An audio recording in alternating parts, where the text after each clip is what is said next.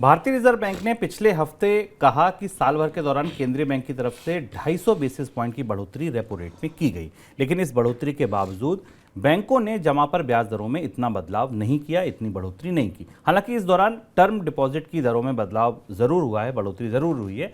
इस बीच एक्सपर्ट का मानना है कि आने वाले दिनों में फिक्स डिपॉजिट पर ब्याज दरें और बढ़ेंगी, इसकी संभावना नहीं है, क्योंकि आरबीआई की तरफ से रेपो रेट में बढ़ोतरी का सिलसिला रोक दिया गया है।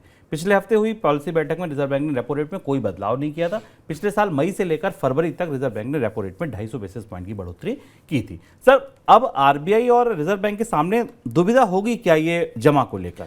शुभ, आरबीआई रिजर्व बैंक के सामने दो तरीके की दुविधाएं हैं। जैसे ही रिजर्व बैंक ने इस बार मौद्रिक नीति में ब्याज दरें न बढ़ाने का फैसला किया या स्थिर करने का फैसला किया, संकेत दिया गया कि नहीं, हम विड्रॉ नहीं कर रहे हैं, लेकिन अभी मौजूदा समय में ब्याज दरें बढ़ाने की संभावना नहीं है। जमा पर ब्याज दरों को लेकर एक दूसरा चक्र शुरू हो गया।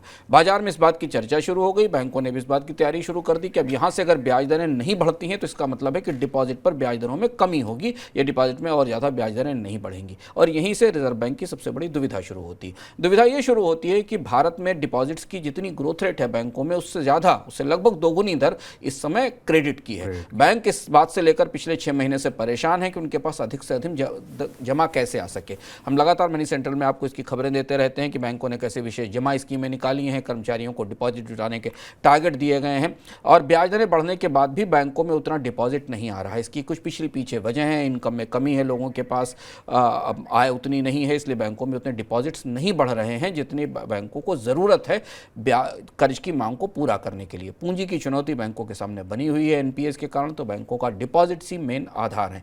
अब यहाँ से दुविधा रिजर्व बैंक की ये है कि अगर मान लें हम कि अगले 6 महीने के भीतर ब्याज दरों में बढ़ोतरी नहीं होती, और जैसा नोमुरा जैसी एजेंसियां मान रही कि जुलाई से भारत में ब्याज दरें कम होना शुरू होंगी, तो डिपॉजिटर्स को लाने के बजाय डिपॉजिटर्स को लूज करने का, उन्हें खोने का खतरा बढ़ता चला जाएगा, क्योंकि बैंकों को जमा पर ब्याज दरें कम करनी पड़ जाएंगी, जो मौजूदा परिस्थिति है उसमें बनती दिखाई दे रही।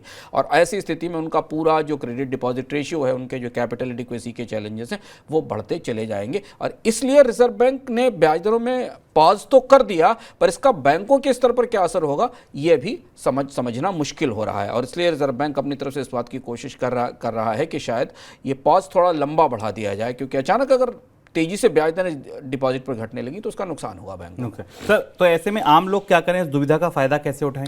शुभम, आम लोगों की दुविधा और बैंकों की दुविधा एक जैसी है। जैसे अगर आप बैंकों में डिपॉजिट का स्ट्रक्चर देखें, जैसा कि आरबीआई ने अपनी रिपोर्ट में कहा कि जब 250 बेसिस पॉइंट की करीब 250% अंक की बढ़ोतरी की गई रेपो रेट में, उसके बाद बैंकों ने अपनी जमा दरें नहीं बढ़ाई। पर इस बयान के दो हिस्से हैं। जमा दरों का मतलब है कि बैंकों ने अपनी सेविंग बैंक्स की रेट्स नहीं बढ़ाई, पर बैंकों ने अपनी फिक्स्ड टर्म डिपॉजिट की रेट्स बढ़ाई है। और आंकड़ा मैं देख रहा था कि भारत में शेड्यूल्ड कमर्शियल बैंक्स में मार्च 2023 के आंकड़े के हिसाब से जितनी जमा है, उसका करीब 58.5% टर्म डिपॉजिट में है, जिनको आप एफडी कहते हैं, जिनको मियादी जमा कहते हैं, और करीब 32.6% सेविंग डिपॉजिट्स में है, जो सामान्य बचत खाता है, जहां आपकी तनख्वाह या बाकी चीज़ें रखी जाती हैं, और करीब 9% के आसपास हिस्सा करंट अकाउंट में। तो अब बैंकों में दो तरीके के जमाकर्ता हो गए हैं। एक वो जमाकर्ता जिन्हें एफडी की बचत में ब्याज दरों का लाभ मिल रहा है, और एक वो बेचारे जमाकर्ता जिन्हें पता नहीं है कि उनके सेविंग बैंक डिपॉजिट में बढ़े हुए पैसे पर कोई इंटरेस्ट रेट नहीं मिल रहा है। अब या तो वो अपनी जो डेली कैश फ्लो जो मेंटेन करते हैं मंथली, उस कैश फ्लो को निकाल कर एफडी में ले जाएं, और नहीं तो सेविंग बैंक्स में अपना पैसा रखने पर उन्हें नुकसान हो रहा है। अब यहां से जमाकर्ताओं के लिए बड़ी चुनौती यह है कि अब उन्हें यह देखना पड़ेगा कि अगर उन्हें अपने पास अपने ब्याज दरों में बढ़ोतरी का फ़ायदा लेना है तो उनके लिए आखिरी मौका है। बैंक यहाँ से ब्याज दरों में बढ़ोतरी करेंगे, इसकी गुंजाइश कम दिखाई देती है, क्योंकि बैंकों ने जमा पर, नॉर्मल सेविंग्स पर तो ब्याज दरें नहीं बढ़ाई हैं। इसलिए अगर आपको अपना पैसा, अपना निवेश इस समय करना है तो फिक्स्ड इनकम ऑप्शंस में, एफडी में निवेश करके अपने इनकम को 2 साल 3 साल के लिए ऊँची ब्याज दरों पर लॉक कर लीजिए, क्योंकि यहाँ से अगर ब्याज दरों में कमी आई तो फिर यह फ़ायदा भी मिलने वाला नहीं है। महंगाई को लेकर बढ़ने की संभावनाएं पहले से ही जाहिर की जा रही हैं, और फिलहाल रिजर्व बैंक शायद ब्याज दरों में कोई बड़ी बढ़ोतरी करेगा, इसके संकेत अभी तो नहीं दिखते। हाँ, अगर महंगाई की दर 7% से के आसपास पहुंची तो फिर ब्याज दरों में बढ़ोतरी का एक दौर और आ सकता है। लेकिन यह मौका है, आखिरी मौका है, जब आप एफडी में अभी अपना निवेश बढ़ा सकते हैं अगर आपने नहीं किया है। और अगर आपके सेविंग बैंक अकाउंट में ज़्यादा पैसे पड़े हुए हैं, जो कि अनयूज्ड कैश फ्लो है, तो उसे अपने सेविंग बैंक में रखने के बजाय एफडी में ले जाइए, वो ज़्यादा बेहतर है, क्योंकि वहाँ बेहतर रिटर्न मिल रहा है।